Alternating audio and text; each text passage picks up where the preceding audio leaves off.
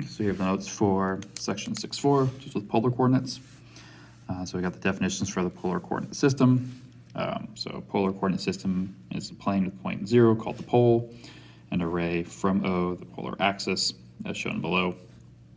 Each point P in the plane is assigned polar coordinates r, theta as follows. R is the directed distance from O to P, and P is the direction or directed angle, whose initial side. So pretty much think about it as an angle in standard position. O is the origin, polar axis is the positive x-axis. We're going to rotate some angle and go out some distance r. So plot the points with the given polar coordinates. So it'll be real rough. So typically you're thinking about, instead of hash marks, you're thinking about rings. It's 2. So each ring has an increasing r value. So r is 2, so I'm going to be on the second ring, and my angle is pi over 3, which is about 60 degrees. So that's going to be right there. So -1, 3 pi over 4. All right, so 1. Okay, now for negative r values, you actually go to your angle. So 0, 1 pi over 4, 2. So 3 pi over 4 should be in this direction. But since it's -1, I go the other way, opposite. So there's your point. -45. So we need 3 rings. 1, 2, 3. Since our r value is 3, -45 just means you rotate down, so down 45 degrees on the third ring. Okay, so 2, if the point P has polar coordinates 3, 3 pi, or pi over 3, find all polar coordinates. So there's 2 ways you can think about this. I can add extra rotations, so I could do 3 and just add some multiple of 2 pi. Or, let's see, how else can I do it? Or add or subtract multiples of 2 pi, that works as well. Or if I do, so that point is like up here. So let's see here. You also have, if I rotate that direction, I can go -3. So -3 comma, well, that angle is 1 pi over 3, 2, 3, that'd be 4 pi over 3. And any multiples of it. So it would look like that.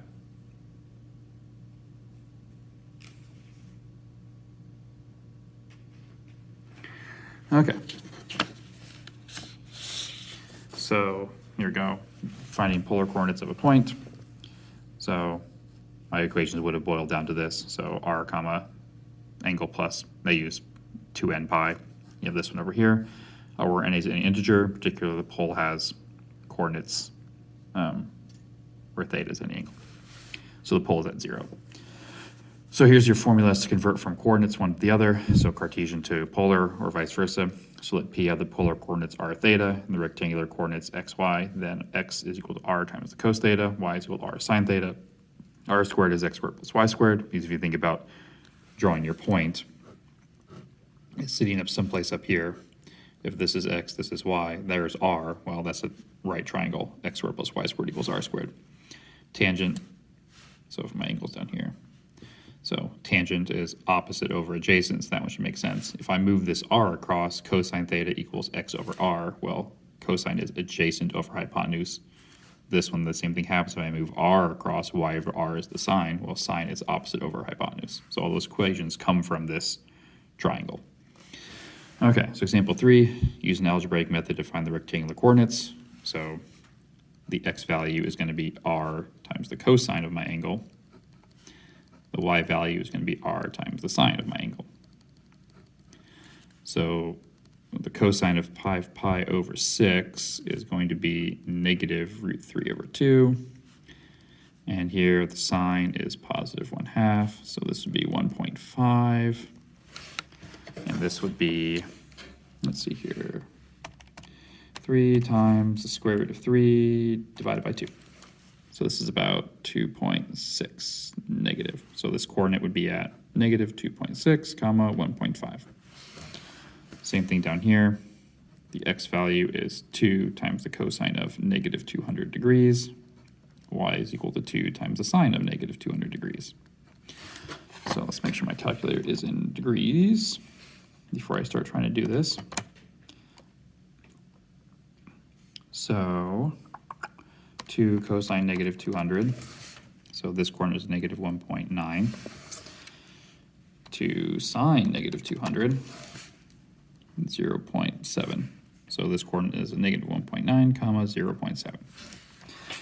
All right, going the other way, find the polar coordinates for the points with the given things. So I know that the x value is equal to, I need to find r and I need to find theta.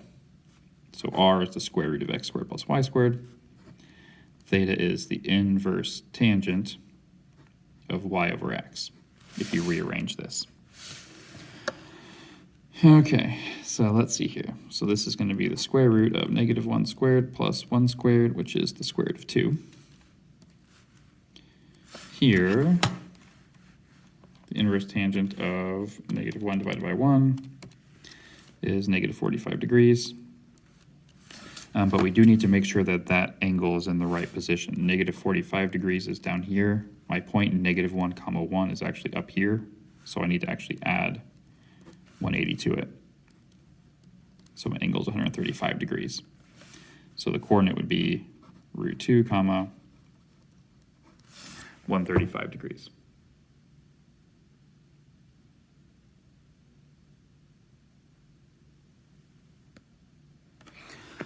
Okay. Or, since it says find 2, I could actually use my, if I want to come down here to negative 45, I could make this one negative. So come to negative 45 and then go backwards. Negative 3 comma 0, well, so r is the square root of negative 3 squared plus 0 squared, which is just root 9, which is 3. Theta is the inverse tangent of y over x, which would come out to be 0. But once again, you have to check your coordinates. 0 degrees is over here, but this point sits over here, so I have to add 180 to my angle.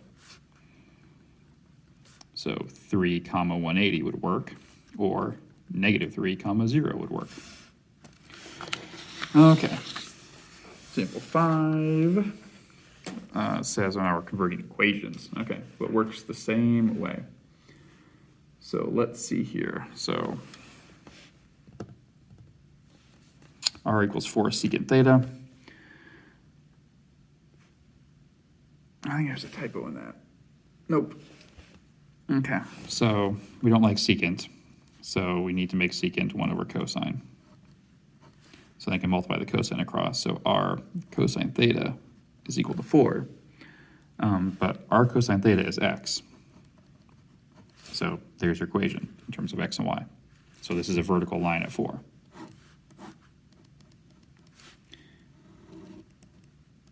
So this is the line of r equals 4 secant theta, which is the same thing as the line x equals 4. All right, so down here, what we're going to need to do is we need to expand this first. So this is x minus 3 times x minus 3. That's what squaring the quantity means. So this is x squared minus 6x plus 9. This is y squared minus 4y plus 4 equals 13. So if you notice, if we total up our numbers, you got 9 and 4 over here, you got 13 over here. So this is actually 13 and 13. So I got x squared minus 6x plus y squared minus 4y equals 0. And I can rewrite this again, get my x squared and y squared together. Teacher, you may get back. Sorry about that. Minus 4y equals 0. Now this is the same thing as r squared from the previous definitions. X is equal to r cos theta. So this becomes minus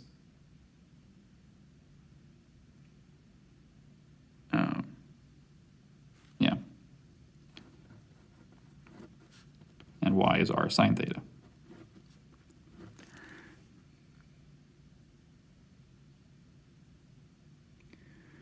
Okay, and then let's see what else we gotta do. To polar form, is that all we need to do?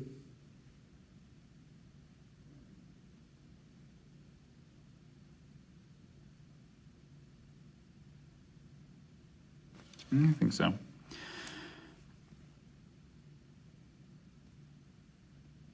Let me think and make sure if we can simplify that any farther.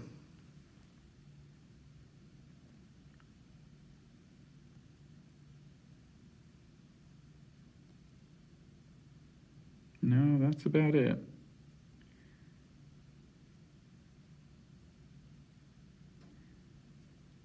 Now we can factor an R out.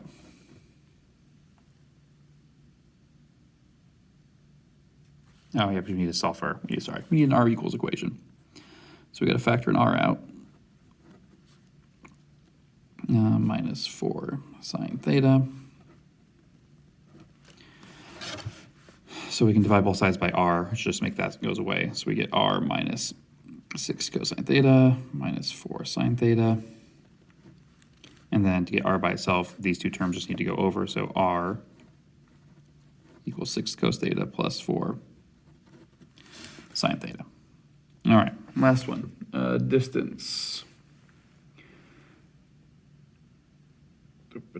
Okay, so radar detects two airplanes at the same altitude. Their polar coordinates are 8 miles away at a bearing of 110, or 5 miles away. How far apart are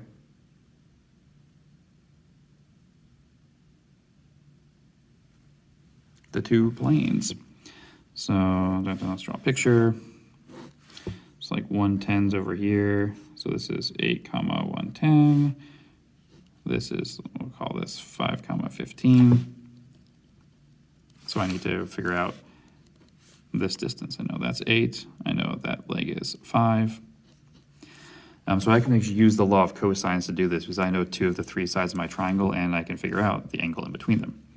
So d squared is equal to 8 squared plus 5 squared minus 2 times 8 times 5 times the cosine of the angle in between them, which is going to be 95 degrees. So this is 15 and that's 110. I just take the difference. So it's going to be 95 degrees. Sorry, off the screen. So law of cosines is side squared plus side squared minus 2 times the difference, and the cosine of the angle in between them. And I can then put all this in my calculator. 8 squared plus 5 squared minus 2 times 8 times 5 times the cosine of 95. So d squared is equal to 95.97246. I just need to take the square root. So d equals 9.8 miles apart once you round. All right, and that's the end of the section.